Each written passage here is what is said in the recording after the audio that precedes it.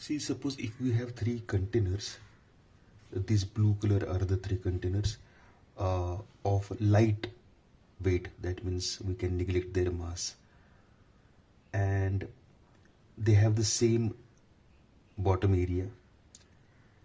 They are kept on weighing machines, and suppose we have poured some liquid, let us say water, in these three containers up till the same height h. So since the height is same, the pressure at the bottom of the container due to the liquid will be same. Now let us say over here the mass of the water is 8 kg. Here it will be greater than 8 kg because of obviously the volume of water over here is greater. So let us say it is 10 kg, and over here let us say it is 6 kg. So the weighing machines will read the correct reading. That means over here it will show 8 kg, over here it will show 10 kg, over here it will show 6 kg. But see, since the pressure is same, the forces applied by the liquid at the bottom should be the same, because pressure is equal to force upon area.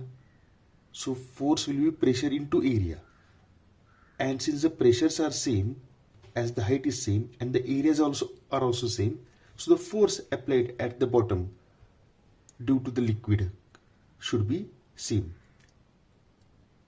So the weighing machine should actually read the same mass. Here lies the paradox. Now before we resolve this paradox, let us first appreciate this fact that why the pressure at the bottom for all of them should be the same. See, let us take this example where I have, this is a cylindrical container and we have poured liquid up till height h. So I can show its weight force due to gravity from the center of gravity. So let us say m is the mass of the entire liquid, so the force will be mg, and E is the area of the bottom of the container. So as pressure is force upon area, we can say that pressure is mg upon E. Now let us say rho is the density of the liquid. Mass can be written as density into volume, G upon E. Now volume of the cylinder is cross section area into height. So rho E H G upon E. And so A and A will get cancelled. What I will be left with, rho GH, the pressure. So rho G is the pressure at the bottom, at everywhere at the bottom the pressure is rho GH. But if the container is of suppose different shape like this, and we have poured liquid up till this level, let us say this height is h. So even over here the pressure everywhere at the bottom, not only in this part but everywhere, will be rho GH. How is that thing? To like understand this, let us take this cylindrical part of the liquid like this.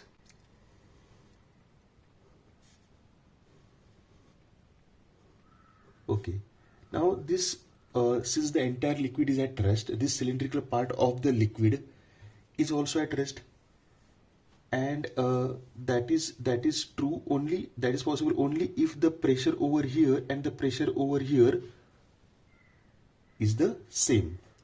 Because if the pressures are different and since the cross section area is same, the forces will be different, and if the forces are different, it should accelerate in the direction of the greater force. but since it is at rest, that means the forces are same, that means the pressures are also same. This is one of the way to think about it. Other way is that, see, the liquid applies force on the container perpendicular to the surface. So over here also the liquid will apply force like this to the surface, and by Newton's third law of motion, the surface of the, or this part of the container, will apply force on the liquid in the downward direction. So over here, even if this height is lesser than this height, we have some extra force acting downwards, and hence eventually or as a result we'll get pressure over here same as the pressure over here due to this much height. So if this is clear, that pressure at the bottom is always equal to rho gh, that means however the shape of the container may be. So suppose if I take the container something like this, and we have filled it with a liquid up till this height. So even in this case, the pressure over here will be rho gh. Now once you have understood why the pressure everywhere should be rho gh, let us resolve this paradox now. Now it is quite simple. See, as we have said that the liquid applies force on the walls of the container always perpendicular to the walls. So the force applied in this case will be like this. Now I have shown two vectors, but this is the force acting in all the directions, horizontal force. And all these forces will cancel each other. Okay, leaving us no net force in the downward or upward direction. But over here, the force applied by the liquid on the walls of the container will be like this, as I said, perpendicular. So this would be the case, na, perpendicular to the wall. Again, the forces are in all the directions, like this slant. So if I resolve this into two components, one is the horizontal component like this, and one is the vertical component like this. The horizontal components all will cancel each other, but now the vertical components will give an extra force downwards. Alright. So the force acting downwards is not only due to the pressure over here, but also due to this vertical components. And hence this weighing machine reads greater mass than this weighing machine. Over here, the force applied by the liquid should be again perpendicular. So now the forces will be vertically like slant upwards.